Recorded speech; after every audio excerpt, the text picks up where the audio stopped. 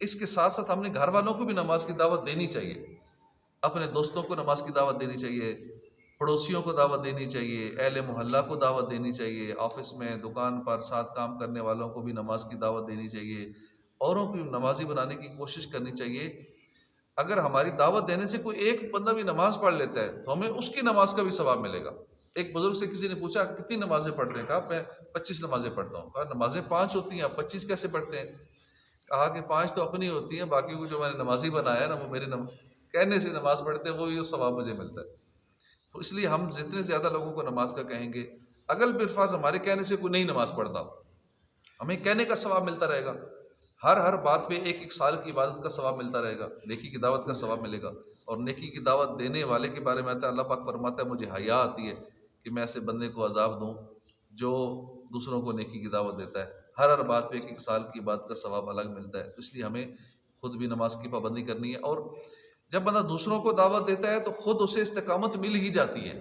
جو بندہ کام اوروں کو بار بار کہتا رہتا ہے بندہ اس پہ استقامت پا لیتا ہے۔ جس گناہ سے بندہ اوروں کو منع کرتا رہتا ہے کہ یہ کام نہیں کرنا، مثلا جھوٹ نہیں بولنا، اب وہ خود جھوٹ سے بچ جائے گا۔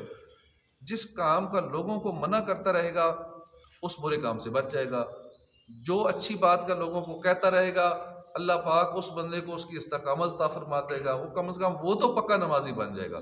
اس لیے ہمیں فزیکلی یا سوشل میڈیا پہ جو موبائل پہ لگے رہتے ہیں تو ان کو بھی چاہیے کہ موبائل پہ بھی میسج کے ذریعے، واٹس ایپ کے ذریعے، سوشل میڈیا کے ذریعے لوگوں کو نماز کی دعوت دیتے رہا کریں۔ اور ہم بہت سارے چیزیں شیئر کرتے ہیں لیکن نمازوں کی دعوت یہ بہت کم نظر آتی ہے۔ ایسے میسیجز وائرل بہت کم نظر آتے ہیں، نہ ہونے کے برابر۔ باقی بے شمار چیزیں وائرل ہو رہی ہیں، ویڈیو بھی ہو رہی ہیں، تو ریٹن کنٹینٹ بھی ہو رہا ہے، لیکن نماز کی دعوت وہ بھی ریگولر بیسس پہ نہیں ہو رہی ہوتی۔ کوشش کریں کہ آئندہ انشاءاللہ اس پہ توجہ رکھیں گے اور ہم نماز کی دعوت بھی دیا کریں گے۔ کبھی کبھی گھر جا کے نیکی کی دعوت دیں، کبھی مارکیٹ جا کر نیکی کی دعوت دیں، اور فون پر تو ہر وقت جب چاہیں دے سکتے ہیں۔ اسی طرح فجر میں بھی کچھ دوستوں کے ساتھ پہلے سے طے کر لیں کہ میں آپ کو فجر کے لیے جگایا کروں گا، آپ کو کال کروں گا، تو آسان ہے۔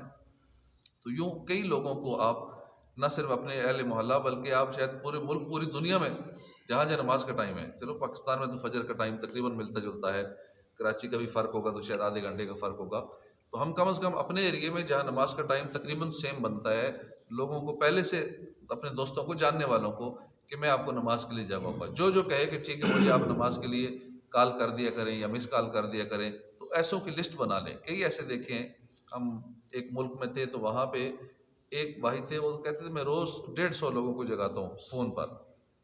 آج سے 10-15 سال پہلے، اس ٹائم تو کال بھی مہنگی ہوتی تھی، آج کل تو کالز کرنا یہ سارا کچھ آسان ہے، بہت سستا ہو گیا ہے۔ تو اس طرح ہم بھی اگر کوشش کریں تو 100-150 کی لسٹ بنا لیں، ہم ان کو نماز کے لیے جگا سکتے ہیں۔ ورنہ کم از کم ہم اپنے محلے کے لوگوں کو، جن کو ہم اپنے لسٹ میں لے لیں کہ ٹھیک ہے میں آپ کو نماز کے لیے جگایا کروں گا، تو ایک دوسرے کی یوں مدد کریں گے تو شیطان کے خلاف مقابلہ آسان ہو جائے گا۔